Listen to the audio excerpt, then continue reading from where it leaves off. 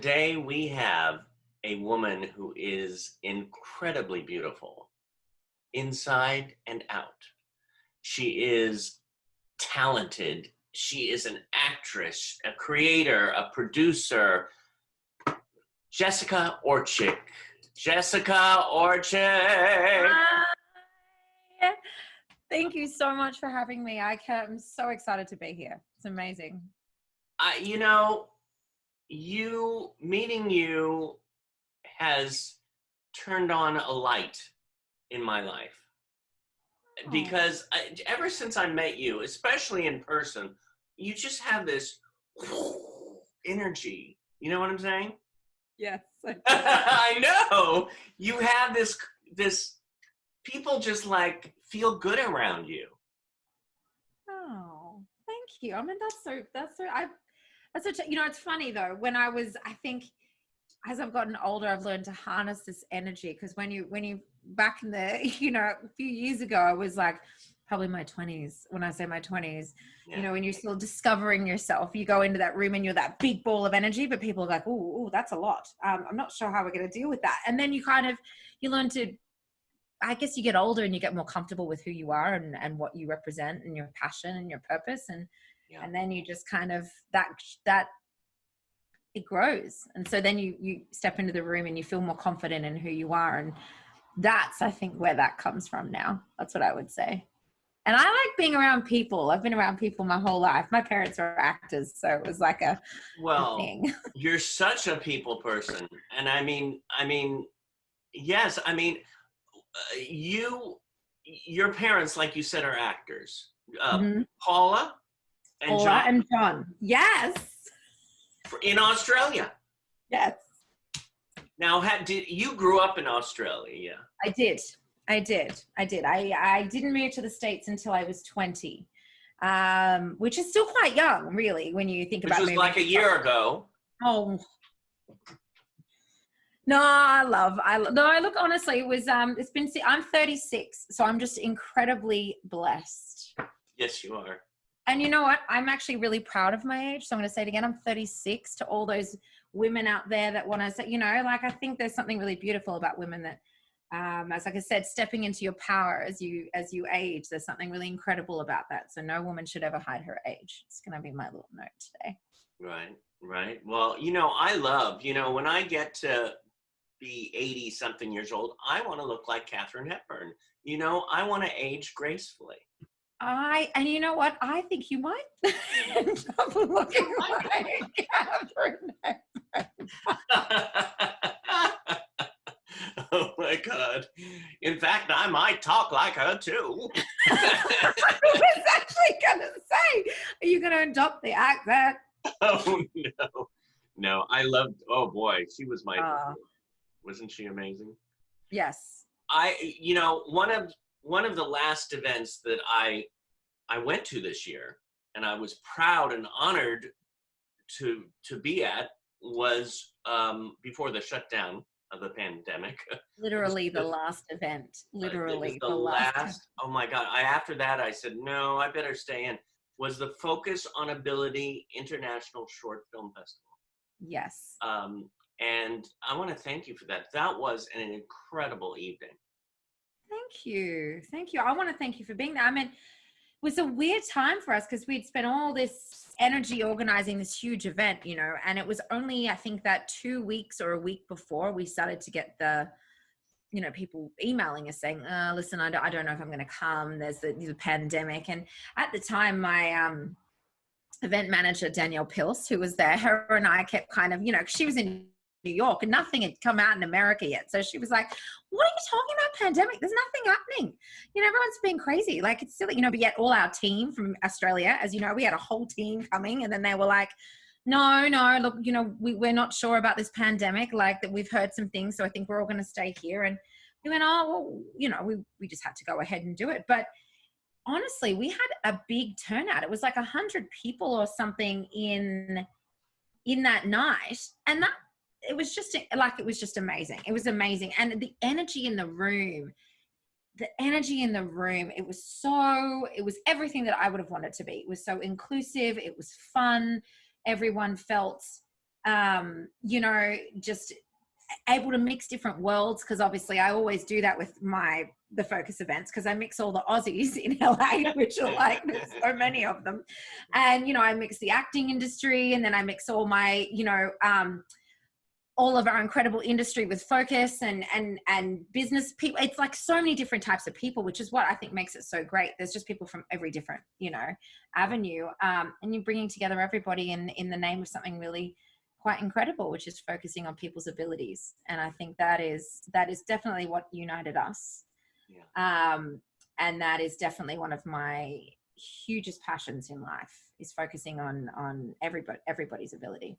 When did you get, what got you into diversity?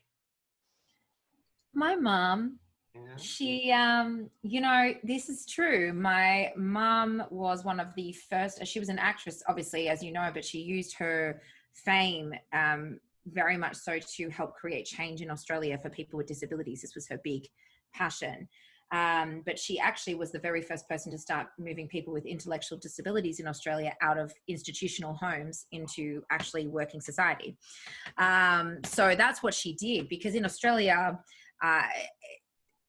there's a lot of differences now. I mean, we're very advanced now, I think, in the disability world. Like, in fact, more so in a lot of ways, with the government support, et cetera, than the states. Mm-hmm. But yeah, she was a big part of this movement, because she was working at a home called the Sunshine Home, which was an institution, and she was working with people with intellectual disabilities. And she, you know, she just couldn't stand it. They didn't see daylight. They were in these confined spaces. They weren't working. They weren't a part of it. And this is in the 80s. I just want to point this out. This is, you know, back in the late 80s, 89 or 1990. Well, you grew up with this. Yeah. And I was about 6 or 7, and I used to go to these homes, and, you know, I'd disappear. This is some fun for you. I'd be 6 or 7, and I'd disappear in the home, and mom would be like, oh my God, where is she? And I'd be at the disco dances with everybody, or I'd be at the arts room with everybody, you know, and I'd be having a great time. It was my favorite time.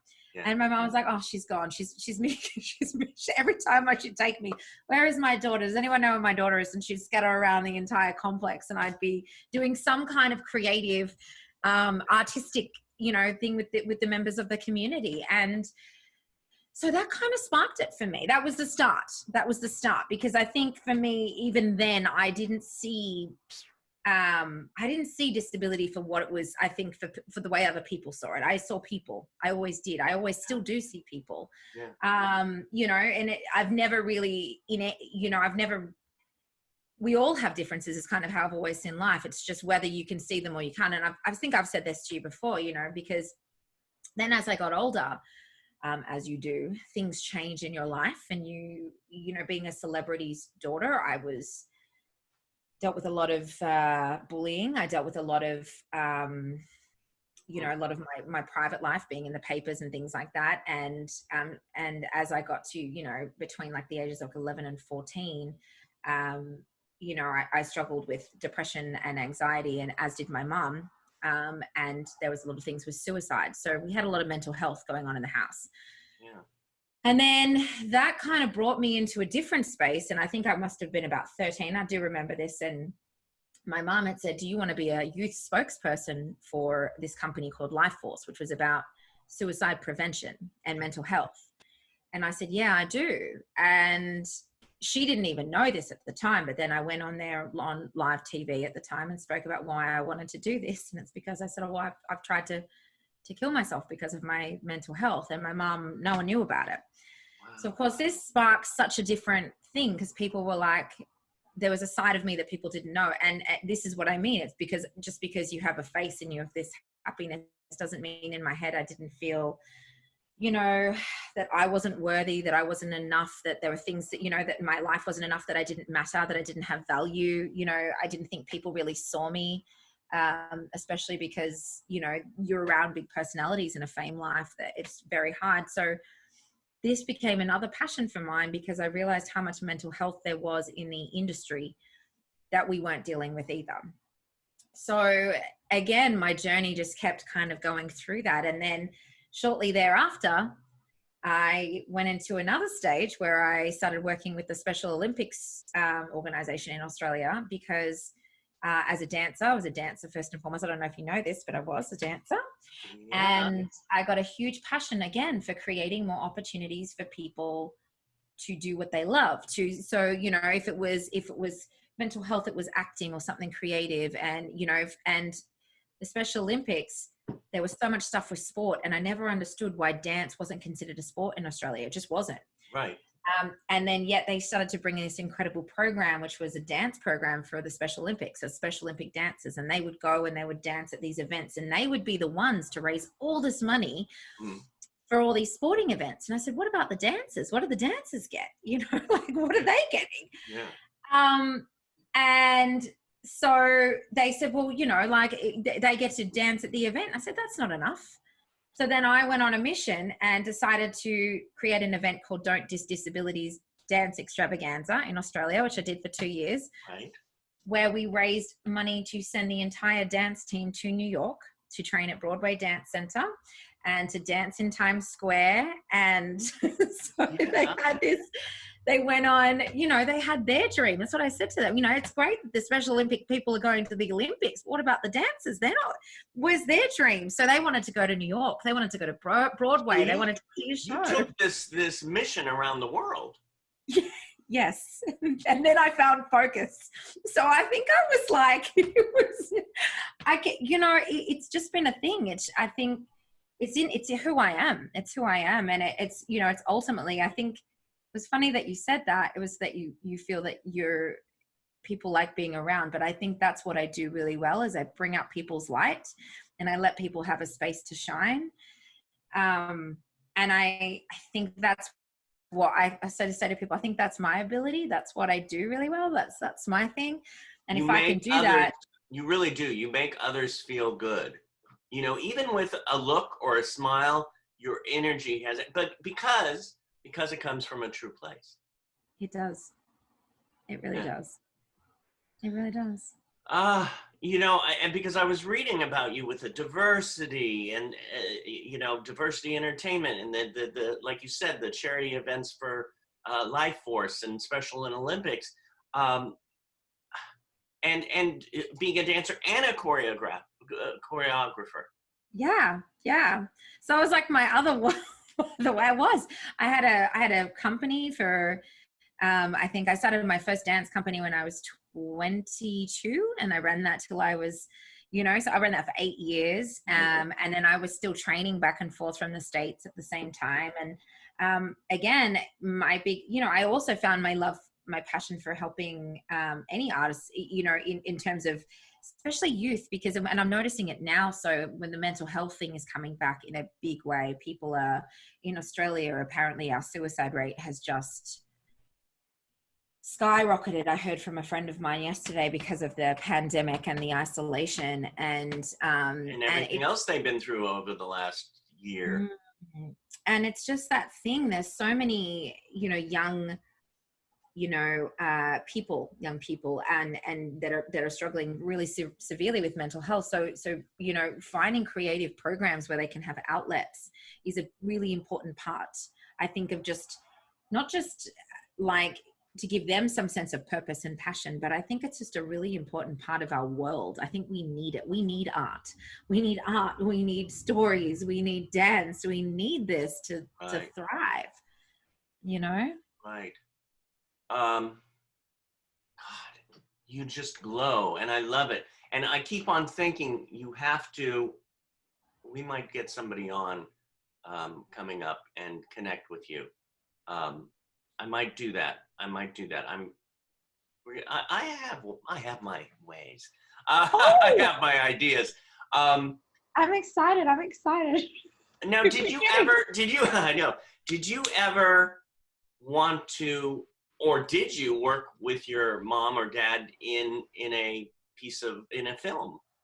I did a couple of times actually. So the first one was when I was about 12 or 13 and my mum and dad wrote a movie which we're very happy is kind of hidden somewhere on some floor. It's one of those terrible daytime like movies where we're all in it. you know, and my mom played my mom and I played her daughter, and we had another great actor from Australia who also did a lot of American projects whose name was Tony Bonner, and he was in it. And you know, my dad directed it, and it was this film that we first started in. And then many years later, my mom and I did another short film together, which we got into. I think it was for like Sydney festivals and stuff like that we did. But the best one was recently, actually, which I would have to say is because I was an associate producer on what is classified as the most diverse film in Australian history, which I'm very proud of. Because it was about a deaf transgender who falls in love for the first time. Right. And it's the first time we've ever had a leading film in Australia with Auslan Sign Language and obviously, you know, having trans be a central character. And my mum, I cast my mum in the project. So as I was producing it and I'm casting my mum in it. So that's like a whole surreal sort of thing when you actually get to the point you're like, all right, I'll just put my mum in it. Someone's like, what? I'm just like, no, I'll just give her a role in it. But and I love that she said yes, you know, yeah. You know, it shows that. Can you imagine? I'm sorry, I don't. No, she's and look, we actually really like working together, and we work together constantly when we did all these events and stuff as well. You know, like this has been, she loves it because she knew, I think she knew back then, and she says it now, but you know, she saw, you know, her in me, I think, when she went on this, you know, different, obviously, because, you know, she was like, you know, my daughter was always jet setting. She was going here and she was going there and she was going there. She was such a home girl, my mom says, you know, she was such a an Aussie girl, you know, whereas I always wanted to like fly, and I had an affinity with the US, and I still do. The US feels like home to me. It does. Where would you rather be? LA is 100% my home. Well, it's so you actually right now you feel like, hey, it's LA. Okay. It is. Yeah. And it's so funny you ask me this because yesterday, it was literally yesterday that I had a sort of an aha moment about my life. And I was like, no, this place brings out the best in me. People like you bring out the best in me. I feel, you know, I think, again, it's that thing about people's light. I feel like people really see me here and hear me here. And it's something that it's something I'm really, really passionate about. And it's something I'm passionate about giving others, like the opportunity to have their voice heard and be seen, you know, and really feel that. And so that's what LA has given me. That's what the States has given me. And for that, I'm eternally grateful. And so I think this is my home. You know, I think Australia will always be my second home. It's always my roots. It's always where you come from. But this is where I think I flourished or changed into the person that I am now, you know? Yeah. Well, I'm glad you're here. It's interesting. You're loving it here, and there's a bunch of people in LA are saying, let me get out, go to Australia. I know. Look, you know, I think it's a hard time anywhere, but you know, it's what we do with our time that really, really matters. Because unfortunately there's no control. We just have no control over what's lying ahead, you know, anything can happen. So we have to just do what we do, you know? And yeah, I just feel like I feel like the universe is on my side here. Just like it's helping me along to wherever I'm supposed to be, you know? What is your biggest joy? Do you acting, producing, anything that's in your life? What is your biggest joy? Oh, and I'm going to get emotional.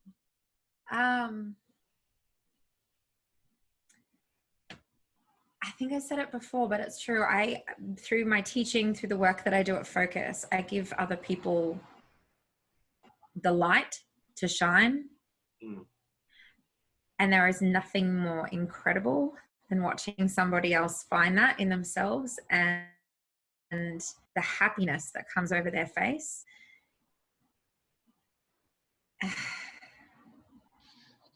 Yeah. Yeah. You know, it's just, you can't beat that. And that's any thing that I do. That's whether I'm acting coaching, that's whether I'm an actor, that's whether I'm producer, it's whether what I'm getting people's films shown for focus. If ever there's a moment that somebody has their space and people are looking at them and they can see them and they can hear their story. And I'm going to get emotional again.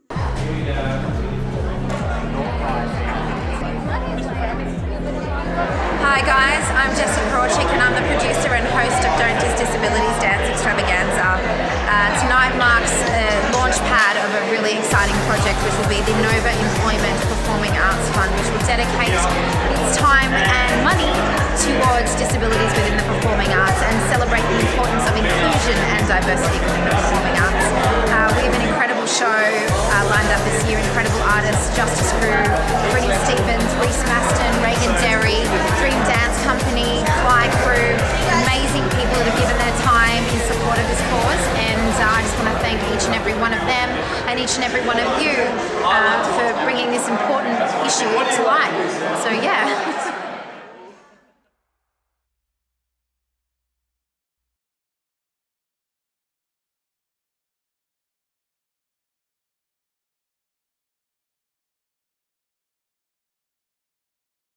Oh, thank you, thank you, thank you. And you are just incredible. And I can't wait till we get out of this quarantine thing so you can come and visit Performing Arts Studio West. And I am so excited to do that. And anytime you guys would like me to come speak or do anything, I'm always available for you. Always, anytime.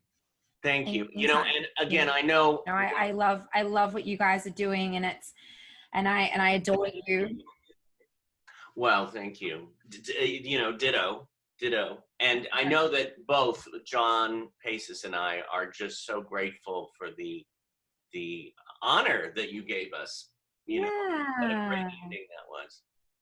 Well, we just, I think we really appreciate, I think where I really appreciate what you guys do is this is definitely the areas in Australia where I think we're lacking is the arts support for people with disabilities. And that's one of the big thing is that I love about what I do for my role at Focus is I can bring my love of art, as I'm talking to you about my love of the industry and film, and really try and help Australian artists and people with disabilities have the training that they need to do what they want to do, because I know that they just don't have enough resources in Australia because the business isn't what it is here in the States. It's a side business. It's a hobby. It's not really even considered, it's funny. I mean, my life it was because my parents were actors, but there's so many people that just don't get those same opportunities. So people are often saying to them like, well, when are you going to get a real job? Or, well, that's a nice idea, but nothing's taken seriously. Whereas I love this about LA or New York. It's just, you can do and be anything here, and we will help you do that. And I love that. And that's what I love about what you guys are doing at PS Studio West, and everything you provide, such great opportunities for people to have what they need. And there's, that's how we create the next incredible big artists to come, helping people have what they need to succeed, helping them have that platform. So thank you for what you do. So. Mwah.